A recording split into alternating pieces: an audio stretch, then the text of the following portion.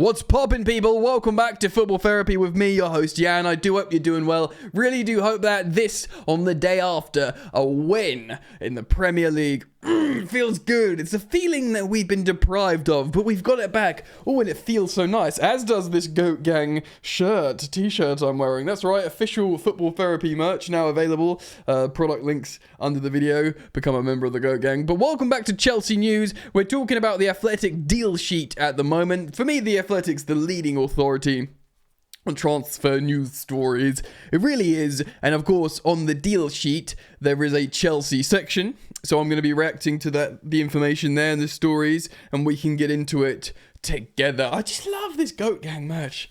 Cop something above it. We've got caps coming soon as well. Hoodies, t-shirts, and then caps eventually coming soon. But we're going to get into the transfer stuff. Of course, lest we forget, we are still in a transfer window, and many people will be saying, deals need to be done. Sales and purchases. Yeah? So we're going to get into it. I'm delighted to say, though, this video is brought to you by my partner, Stocks FC. It's a lot of fun, guys. If you're yet to check out Stocks FC, I recommend you do so by clicking the link in the description or scanning the QR code that'll be on the screen at the moment. It's a stock market for footballers. It's essentially, in many ways, like Fantasy Premier League, because you test your own individual knowledge on what baller is on the up. You buy low, sell high. There it is. That was great timing from me. I got Reece James and a couple of people in. It's 18 plus. You obviously got to put some money in, but yeah, it's great fun. So click the link in the description to check out Stocks FC. Or if you're watching on a big screen somewhere, you can scan this QR code and check it out. Have a bit of fun. Have a bit of fun. Yeah. Right, mate. So, we are looking at the transfer deal sheet, courtesy of The Athletic. I'm looking forward to learning a little bit about Wagwan with the Dem Blue Boys. So, it goes a little something like this. Chelsea, what's happened this week? Let's find out. Chelsea strengthened their defence options by initially triggering a break clause in Trevoh Chalobah's season-long loan at Crystal Palace. And boy howdy, well, are we pleased that Chelsea swallowed their pride and recalled Trevoh Chalobah, because he of course had a man of the match performance, didn't he? In the win against Wolves. He wasn't even taken on the pre-season tour, but of course his return provides cover with Wesley Fofana and Benoit Badiashile currently out. And we'll speak about Axel Disasi in a moment. I imagine Chelsea also made their first January signing. Ooh! What's this? Have we signed Isak from Newcastle? I jest. No, we've secured a pre-agreement with Strasbourg for the defender Mamadou Sarr, worth around 14 million euros. What's that? 11 million quid? The 19-year-old will join in the summer, so he gets, it's not even a loan back. I think it's just the transfer will happen in the summer. It's a pre-agreement. Yeah, this is probably one of the most unsexy or unstimulating signings that us Chelsea fans can hear about. It's another teenager from Blueco, and in fact, it's not just that, it's one signed from our sister club. For all we know, when you have every right to be cynical with these things, guys, for all we know, this is like an accounting thing, you know? But who knows? I must admit, I'm going to confess, I'm going to be honest here. Transparent, authentic. I ain't watched this guy play. He might be wicked. He might be a Chelsea, Chelsea guy moving forwards. But, Joshua Champong, Levi Colwill, we've got young defenders. I just don't think, whatever. Anyway, let's get into the juicy stuff. Chelsea also inquired about Bayern Munich forward Mathys Tel, of course. In return, the Bundesliga club expressed they will pay around they will have to pay around £65 million to sign Christopher Nkunku. Yeah, just on that quickly, I have expressed myself how I think that's kind of fanciful to get 65 million quid for a player who was spent a season out injured and then a season not his first choice, and you want to make a significant profit on him? I don't know about that, but, we'll see what happens there. Of course, Christopher Nkunku not turned to again. He was peed off that he was just being a substitute appearance for Nicholas Jackson in Premier League games, and of course starting the other games. He didn't even come on in a game at Wolves, in a game where, let's be real, Nicholas Jackson wasn't playing great. You know, he didn't really get the chances served to him, but he wasn't playing great. That for Christo would be like, yeah, this is bollocks. I'm done here, man. But maybe there are talks, happening that indicate he's gonna leave, and perhaps even the Athletic aren't privy to. So it's pointless using him until the window shuts. Maybe. We'll see what happens there. Now, the club have also expressed an interest in signing Manchester United's Alejandro Garnacho and Jamie Gittins from Borussia Dortmund. Guys, this Garnacho thing is real. I must say, it doesn't get me going. It doesn't tickle my fancy. I think, he can score amazing goals. He's a good young talent. But I don't look at the investment that it will take for Garnacho and think, yeah, that's what we need right now. No, we need to focus our energies, and let's be real, our finances into a centre forward, bro. A good big boy centre forward.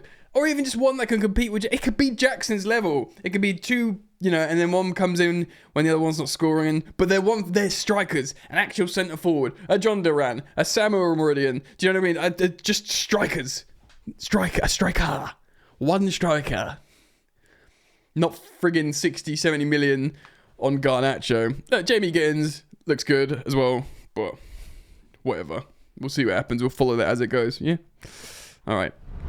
The latter also continued to negotiate with Chelsea over a loan deal for Renato Vega. So that's Borussia Dortmund. Chelsea are still talking to Borussia Dortmund, and other reports suggest not only Dortmund, but Juventus as well for Renato Vega for a loan. Will likely happen this window, I think. Meanwhile, under 21 winger Zane Silcott-Dubry left permanently on a deal to join Bournemouth. This is something that I've already reacted to here. There was no fee involved, but add-ons can be triggered, and a sell-on clause has been included, so you can make money down the line. Okay, so Chelsea seem to be more active than planned. Why? Are we that active? Are we? It was never the case that Chelsea wouldn't do anything in the window. They have been open to the idea of making a signing if the right opportunity presents itself from the get-go. But they were also keen on getting some groundwork done with any summer move in mind. The idea of Sarr is reminiscent, of course, when we agreed to sign Malo Gusto from Lyon in 2023. There's also been unexpected factors to contend with that have forced them to consider their options. Of course, the injuries to both Fofana and Badiashile was brought forward discussions whether to bring in a centre-back. And as we know, and as the Athletic report here, Mark Guehi was looked at, but for now, he's been put on the back burner until the next window when he will be cheaper. And of course, Sarr is already completed as a defender deal. Mykhailo Mudryk is waiting for the result of his B sample still. When's that going to come in, by the way? Do we have a timeline for that? After testing positive, of course, for the band's substance meldonium, both Chelsea and Mudryk have categorically made clear he never knowingly used any banned substances, but he is at a risk of a ban, which is a major factor why Chelsea seems suddenly identifying wingers to recruit. Just on this quickly. So Mudryk might get banned, he might not. And it looks like Chelsea are planning for him to get banned, which makes me think maybe they're not cutting their losses with Mudryk, but maybe they're thinking, right, this guy isn't this like indisposable winger that's going to play for us forever and be really good. So let's buy a guy who we can use now. And if Mudryk does get cleared and he's not banned, then apparently he's still got suitors. Like, there's lots of clubs around European football that look at Mudryk that I can fix him. We're the club for him. So there are people out there. So maybe that's why Chelsea are thinking that. Okay, so the risk of the ban is the major factor why Chelsea are suddenly identifying wingers to recruit. The main priority, though, for this window is to get fringe players out of the squad like Ben Chilwell. But inevitably, teams will make an attempt to get the personnel that the club were perhaps initially looking at to let go, looking like Vegas. Hold on, English, Jan. But, let's see if I can read this sentence. But, inevitably, teams will also make an attempt to get personnel that the club were perhaps not initially looking to let go. Like Vega. There you go. I can speak English. Je parle anglais très bien, huh? What's going on with Chili P? Why hasn't he not gone to Man United yet? It seems like the most obvious. I mean, again, I like the guy. I love the guy. I feel it's cruel me just saying go to Man United. But they just need a left wing back. Massively. And he's there. Good to go, baby. Mates with Mason Mount. Surely it makes sense. Let's move on. So what positions are Chelsea looking at? Well, this is the question, right? As detailed above, a striker and a winger are in their thoughts for this year, but it does not necessarily mean one will be bought this month. As far as forward options go, Bayern Munich have ruled out selling Tell in January, which is fine. Annoying. It's not like a 19-year-old striker who's never played in the Prem will necessarily solve all our weaknesses, but at the same time, it would have been nice to just have a striker. Sporting director Christoph Freund, didn't he nearly join Chelsea? Or was he at Chelsea? No, it was Vivel. I couldn't. Sporting director. Yeah, we were linked to Freund, I think. Jesus. My brain is just a melting pot of Chelsea news over the last 6 years. Has publicly said they want to keep the 19-year-old. Ipswich Town striker Liam Delap is on Chelsea's list of long-term targets. I do like the idea of that. I know he's not the sexiest signing, but I think he would do very well to play under Maresca again. In the winger department, Chelsea are aware of that Manchester United are prepared to sell Garnacho in January to raise funds. So this is one of those opportunistic moments that, they want to sell him. He's pure praise. I think he's the academy, isn't he? Because everyone thought Ahmad was the academy, but he's like a £40 million signing or something.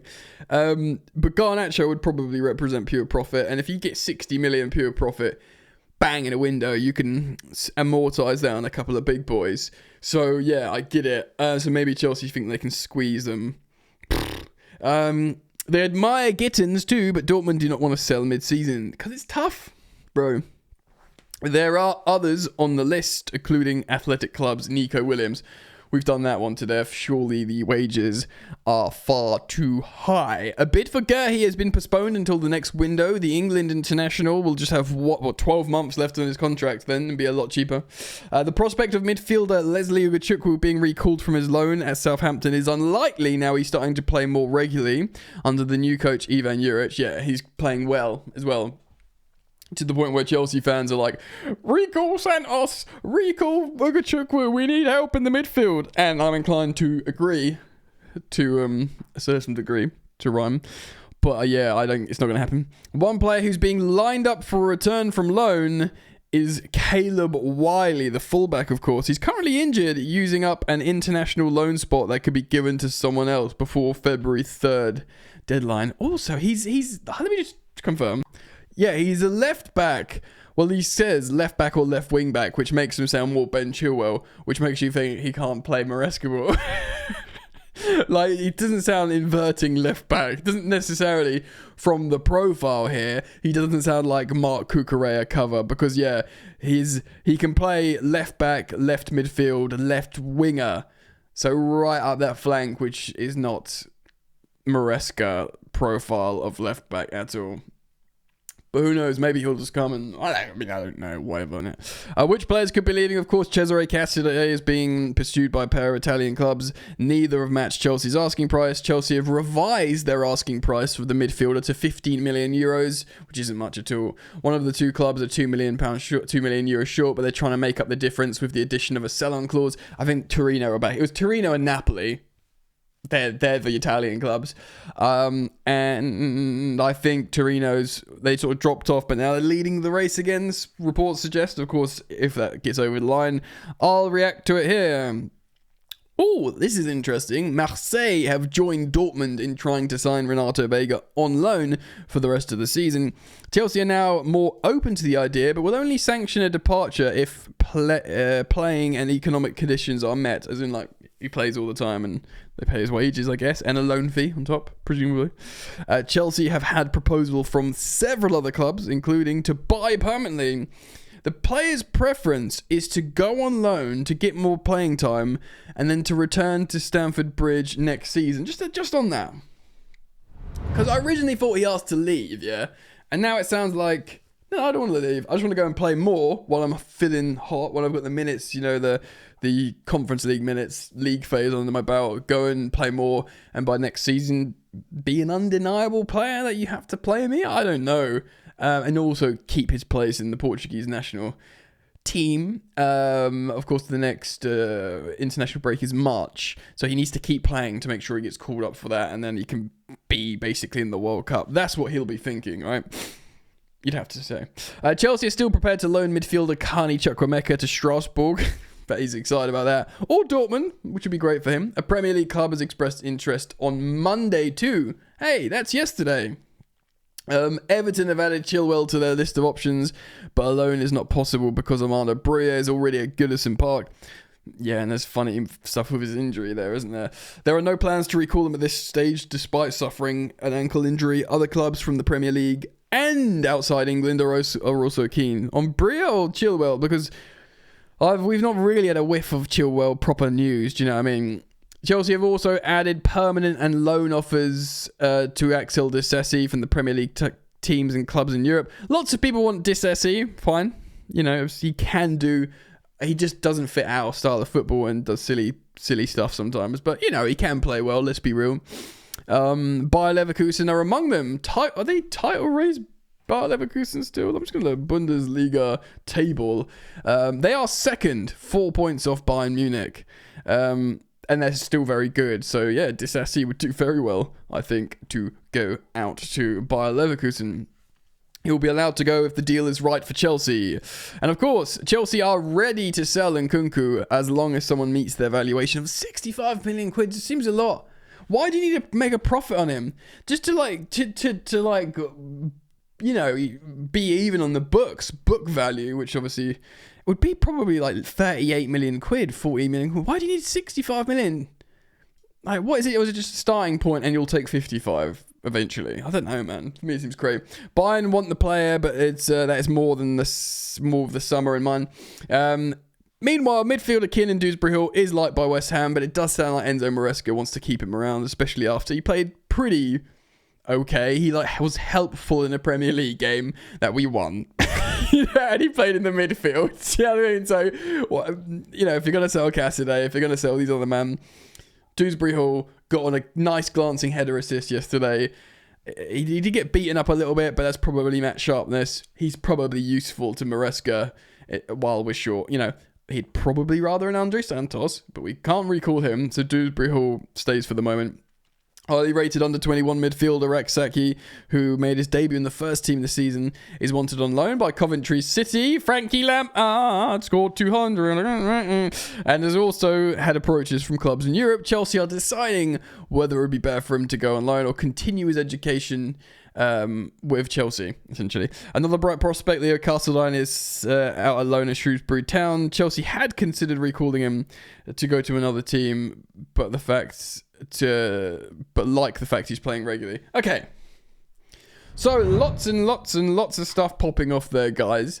As always, I want to hear your thoughts, so let me hear your opinions down in the comment section below. Thank you for leaving those. Remember, do go check out Stocks FC if you want to sign up and have a bit of fun. I'll just go and have a look at it first. Again, scan the QR code or click the link in the top of the description. And if you want to support the channel and get some merch, Goat Gang, I'll put some products under the video. All right. Mwah! See you soon, friends. Peace.